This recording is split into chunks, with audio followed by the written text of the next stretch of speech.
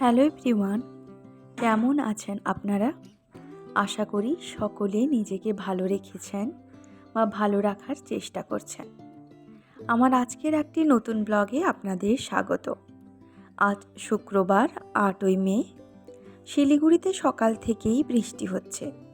দিনটা শুরু করলাম 7:30টায়। আজ মাধ্যমিকের রেজাল্ট বেরোবে।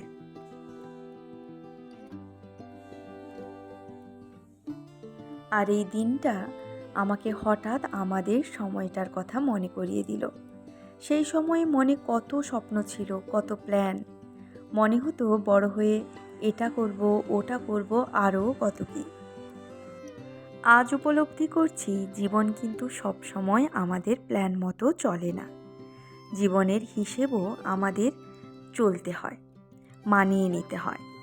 আমি ধীরে ধীরে বুঝেছি, যদি আমরা সৎভাবে চলি, কারো ক্ষতি না করি, নিজের লড়াইটা চুপচাপ লড়ে যাই, তাহলে কঠিন সময়টা চিরকাল থাকে না।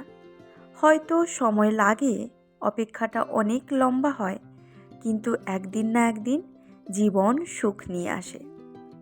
এখন যদি সময়টা তোমার খারাপ যায়, তাহলে শুধু একটা কথা মনে রেখো, নিজের ওপর বিশ্বাস রেখো, সৎ পথে থেকো, আর একটু ধৈর্য আর অপেক্ষা করতে শেখো।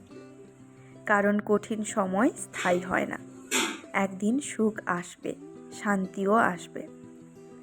আর আজ বৃষ্টি ভেজা সকালে বাড়ির বিভিন্ন কাজকর্ম সেরে রান্নাঘরে গেলাম। সকালে দুজনের জন্য বানিয়ে নিলাম হেলদি ড্রিঙ্ক। তারপর 10টার সময় টিফিন করার জন্য বর্ষার দিনে গরম গরম ধোঁয়া ওঠা ভাত, আলু মাখা আর ডাল বানিয়ে নিয়েছিলাম। পড়ে থাকা বাসনগুলো পরিষ্কার করে দুপুরের জন্য খাবার বানাতে গেলাম। আর আজ বানিয়েছিলাম ডিমের ঝোল, বেগুন ভাজা, আর সাথে নিয়েছিলাম পাকা আম। এই দিয়ে লাঞ্চ সারলাম। থালা বাসন ধোয়ার পর সিঙ্কটা প্রতিদিন এরকমই একটু মেজে নিই। আগে কিন্তু আমি এতটাও গোছালো থাকতাম না, কিন্তু নিজের অজান্তেই কেমন যেন দিন দিন মায়ের মতো হয়ে যাচ্ছি। আর এই যে সকালে খাওয়ার ডাল, আলু মাখা আর ভাত, আর দুপুরের জন্য বলেছিলাম ডিম করব।